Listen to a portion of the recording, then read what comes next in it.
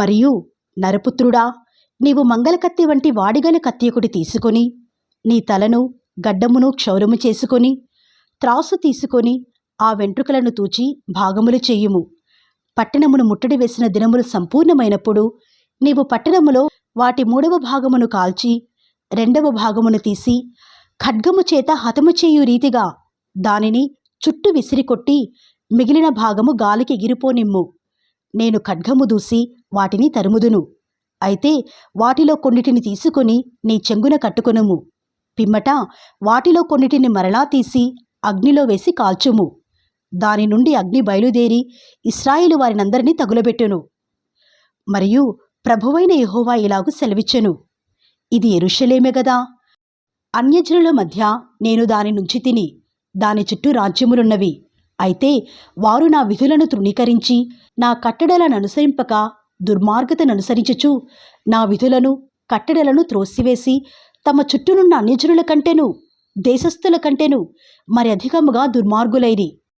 కాబట్టి ప్రభువైన యెహోవా ఇలాగు సెలవిచ్చుచున్నాడు, నా కట్టడలను అనుసరింపకయు నా విధులను గైకొనకయు నుండువారై మీ చుట్టూనున్న అన్యజనులకు కలిగియున్న విధులనైనను అనుసరింపక మీరు మీ చుట్టూనున్న దేశస్థుల కంటే మరి అధికముగా కఠిన హృదయులైతిరి.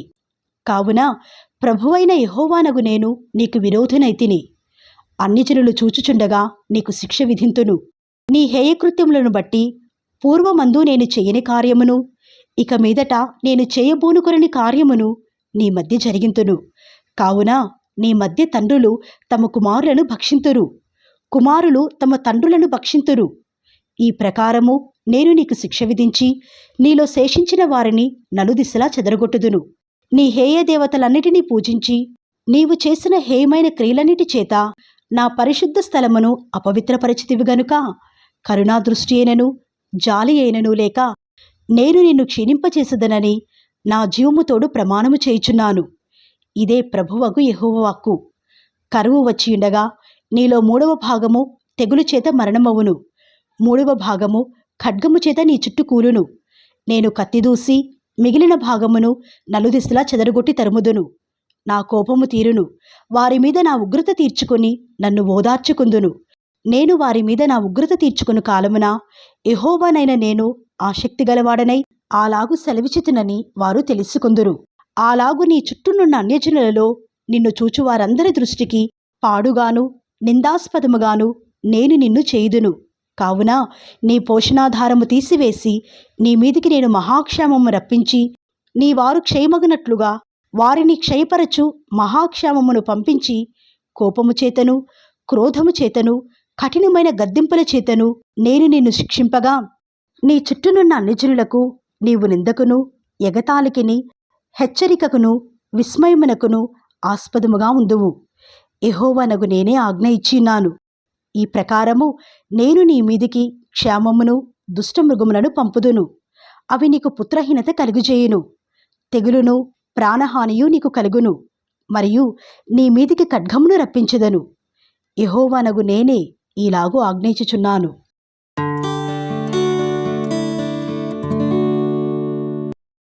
యెహోవా వాక్కు నాకు ప్రత్యక్షమై ఇలాగు సెలవిచ్చెను, నరపుత్రుడా, ఇశ్రాయేలీయుల పర్వతముల తట్టు చూచి వాటి విషయమై ఈ మాటలు ప్రకటించుము.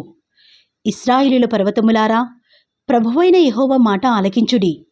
పర్వతములతోనూ కొండలతోనూ వాగులతోనూ లోయలతోనూ ప్రభువైన యెహోవా ఇలాగు సెలవిచ్చుచున్నాడు, ఇదిగో నేను నిజముగా మీ మీదికి ఖడ్గమును రప్పించి మీ ఉన్నత స్థలములను నాశనము చేసిదను. మీ బలిపీఠములు పాడైపోవును.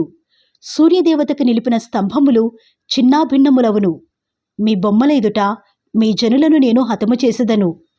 ఇశ్రాయేలీయుల కళేబరములను వారి బొమ్మల ఎదుట పడవేసి మీ ఎముకలను మీ బలిపీఠముల చుట్టూ పారవేయుదును.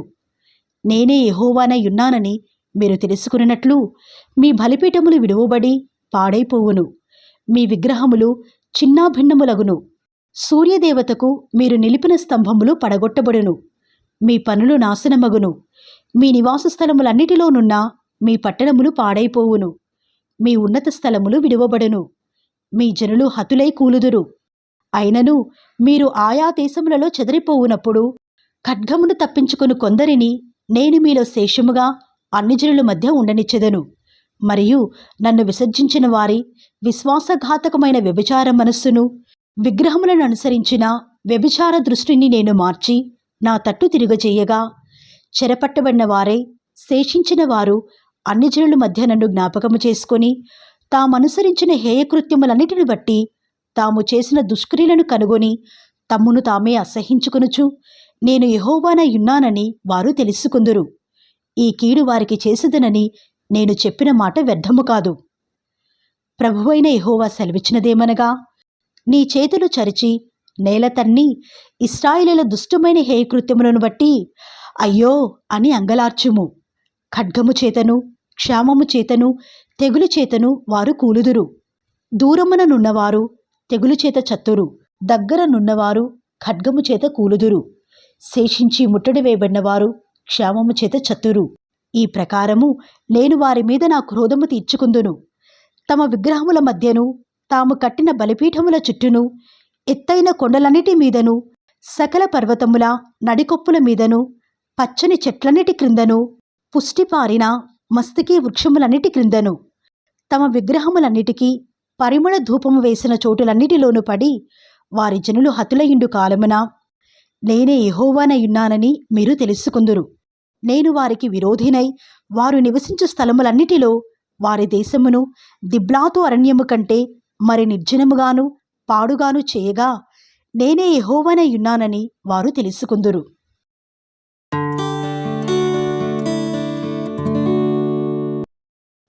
మరియు యెహోవా వాక్కు నాకు ప్రత్యక్షమై ఈలాగు సెలవిచ్చెను. నరపుత్రుడా, ప్రకటింపుము, ఇశ్రాయేలీల దేశమునకు అంతము వచ్చియున్నది, నలుదిక్కుల దేశమునకు అంతము వచ్చేయున్నదని ప్రభువగు యెహోవా సెలవిచ్చుచున్నాడు. ఇప్పుడు నీకు అంతము వచ్చేయున్నది. నా కోపము నీ మీద తెప్పించు నీ ప్రవర్తనను బట్టి నీకు తీర్పు తీర్చి నీవు చేసిన సమస్త హేయకృత్యముల ఫలము నీ మీదికి రప్పించుచున్నాను. నీ ఎడల కటాక్షముంచుకయు కనికరము చూపకయు నుందును. నేను యెహోవానయున్నానని నీ వెరుగునట్లు నీ ప్రవర్తన ఫలము నీవు అనుభవింపచేసెదను. నీ హేయకృత్యములు నీ మధ్యనే ఉండనిత్తును. ప్రభువైన యెహోవా సెలవిచ్చినదేమనగా, దురదృష్టము, వింతైన దురదృష్టము సంభవించుచున్నది. అంతము వచ్చుచున్నది, అంతమే వచ్చుచున్నది. అది నీ కొరకు కనిపెట్టుచున్నది. ఇదిగో సమీపమాయెను. దేశనివాసులారా, మీ మీదికి దుర్దినము వచ్చుచున్నది, సమయము వచ్చుచున్నది, దినము సమీపమాయెను. ఉత్సాహధ్వని కాదు, శ్రమధ్వనియే పర్వతముల మీద వినబడుచున్నది. ఇంకా కొంతసేపటికి నేను నా క్రోధమును నీ మీద కుమ్మరింతును. నీ మీద నా కోపమును నెరవేర్చుచు నీ ప్రవర్తనను బట్టి నీకు తీర్పు తీర్చి నీ సమస్త హేయకృత్యముల ఫలము నీ మీదికి రప్పించెదను. యెహోవానగు నేనే నిన్ను మొత్తువాడనయున్నానని నీ వెరుగునట్లు నీ ఎడల కటాక్షముంచుకయు కనికరము చూపకయు నుందును.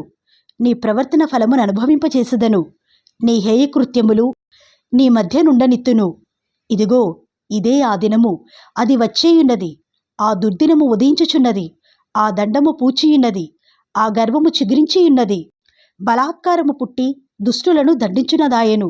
వారిలోనైనను, వారి గుంపులోనైనను, వారి ఆస్తిలోనైనను, వారికున్న ప్రభావములోనైనను ఏమీయూ శేషింపలేదు. కాలము వచ్చుచున్నది, దినము సమీపమాయెను. వారి సమూహమంతటి మీద ఉగ్రత నిలిచియున్నది గనుక కొనువారికి సంతోషముండ పనిలేదు, అమ్మువానికి దుఃఖముండ పనిలేదు. వారు బ్రతికియున్నను అమ్మువాడు అమ్మిన దానికి తిరిగిరాడు. ఈ దర్శనము వారి సమూహమంతటికీ చెందును, అది తప్పక జరుగును. వారందరూ దోషులైరి గనుక తమ ప్రాణము రక్షించుకునుటకు వారిలో ఎవరునూ ధైర్యము చేయరు. వారు సర్వసిద్ధులై బాకారాధము చేదురుగాని వారి సమూహమంతటి మీదికి నా ఉగ్రత వచ్చినది గనుక యుద్ధమునకు పూనుకొను వాడొకడునూ ఉండడు. బయట ఖడ్గమున్నది, లోపట తెగులును క్షామమును ఉన్నవి. బయటనున్నవారు ఖడ్గము చేత చత్తురు, పట్టణములోనున్న వారిని క్షామమును తెగులును మృంగును. వారిలో ఎవరైనను తప్పించుకుని నెడలా వారందరూ లోయలోని గువ్వల వలె పర్వతముల మీద నుండు తమ దోషములను బట్టి మూల్గిడుదురు. అందరి చేతులు సత్తువ తప్పును, అందరి మోకాళ్ళు నీళ్లవలె తత్తరిల్లును. వారు గోనెపట్టు కట్టుకుందురు, వారికి ఘోరమైన భయము తగులును. అందరూ సిగ్గుపడుదురు, అందరి తలలు బోడియగును. తమ వెండిని వీధులలో పారవేయుదురు, తమ బంగారమును నిషిద్ధమని ఎంచుదురు. యెహోవా ఉగ్రత దినమందు వారి వెండియే గాని బంగారమే గాని వారిని తప్పింపచాలదు. అది వారి దోషక్రియలు విడువకుండా అభ్యంతరమాయను గనుక దానివలన వారు తమ ఆకలి తీర్చుకుని చాలకపోవుదురు, తమ ఉదరమును పోషించుకుని చాలకపోదురు. శృంగారమైన ఆభరణమును వారు తమ గర్వమునకు ఆధారముగా ఉపయోగించిరి. దానితో వారు హేయమైన దేవతల విగ్రహములు చేసిరి గనుక నేను దానిని వారికి రోతగా చేసేదను. వారు దాని అపవిత్రపరచినట్లు అన్యుల చేతికి దోపుడు సొమ్ముగాను దుర్మార్గులైన జనులకు లూటీగాను నేను దానిని అప్పగించెదను. వారిని చూడకుండా నా ముఖమును నేను త్రిప్పుకొందును గనుక శత్రువులు నా నిధిస్థానమును అపవిత్రపరచుదురు. దొంగలు చొరబడి దానిని అపవిత్రపరచుదురు. దేశము రక్తముతో నిండియున్నది, పట్టణము బలాత్కారముతో నిండియున్నది. సంకెళ్ళు సిద్ధపరచుము. బలాఢ్యుల అతిశయము ఆగిపోవునట్లును వారి పరిశుద్ధ స్థలములో అపవిత్రమగునట్లును అన్యజనులలో దుష్టులను నేను రప్పించెదను.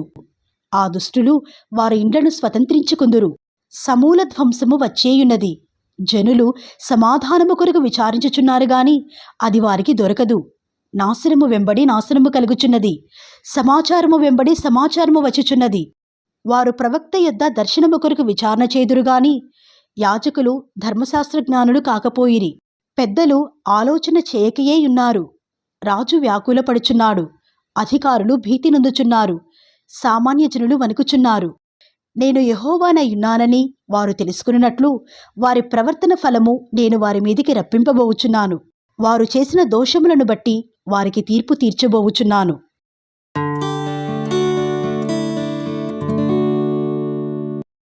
6వ సంవత్సరము 6వ నెల 5వ దినమున నేను నా ఇంట కూర్చుని ఉండగాను, యూదా పెద్దలు నా ఎదుట కూర్చుండి ఉండగాను ప్రభువైన యెహోవా హస్తము నా మీదికి వచ్చెను.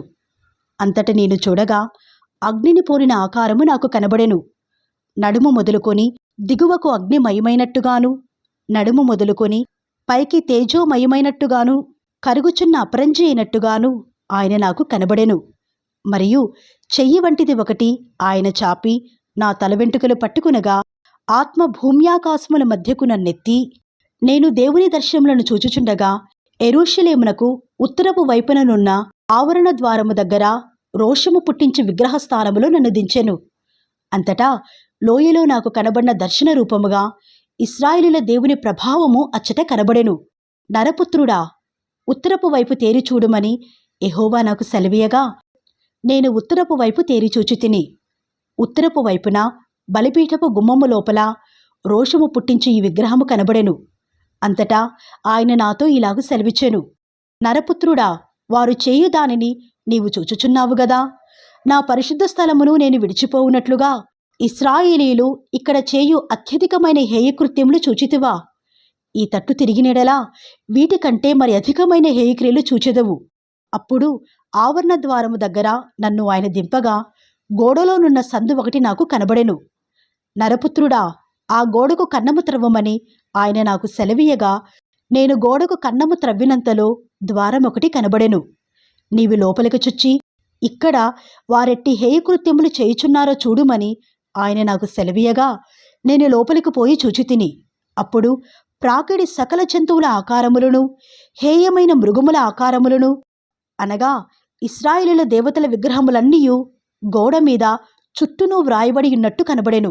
మరియు ఒక్కొక్కడు తన చేతిలో ధూపార్తి పట్టుకొని ఇశ్రాయేలీయుల పెద్దలు 70 మందియు వారి మధ్యను షాఫాను కుమారుడైన యెజన్యాయు ఆ ఆకారములకెదురుగా నిలిచియుండగా చిక్కని మేఘము వలె ధూపవాసన ఎక్కుచుండెను.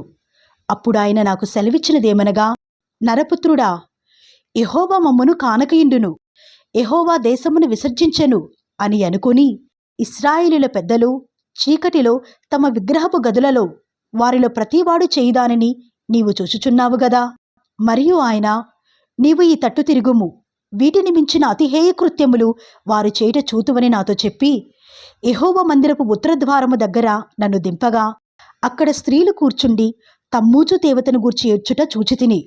అప్పుడు ఆయన, నరపుత్రుడా, ఇది చూచితివి గాని నీవు తిరిగి చూచినెడలా వీటిని మించిన హేయకృత్యములు చూతువని నాతో చెప్పి యెహోవా మందిరపు లోపలి ఆవరణములో నన్ను దింపగా అక్కడ యెహోవా ఆలయ ద్వారము దగ్గరనున్న ముఖమంటపమునకును బలిపీఠమునకును మధ్యను ఇంచుమించు 25 మనుషులు కనబడిరి. వారి వీపులు యెహోవా ఆలయము తట్టును, వారి ముఖములు తూర్పు తట్టును తిరిగి ఉండెను. వారు తూర్పుననున్న సూర్యునికి నమస్కారము చేయుచుండిరి. అప్పుడాయన నాతో ఇట్లనెను, నరపుత్రుడా, నీవు చూచితివే, యూదావారు ఇక్కడ ఇట్టి హేయకృత్యములు జరిగించుట చాలదా? వారు దేశమును బలాత్కారముతో నింపుచు నాకు కోపము పుట్టించుదురు. తీగ ముక్కునకు పెట్టుచు మరి ఎక్కువగా నాకు కోపము పుట్టించుదురు. కాబట్టి కటాక్షము లేకయు కనికరము చూపకయు నేను నా క్రోధము నగుపరచి వారు నా చెవులలో ఎంత బిగ్గరగా మొరపెట్టినను నేను ఆలకింపకుందును.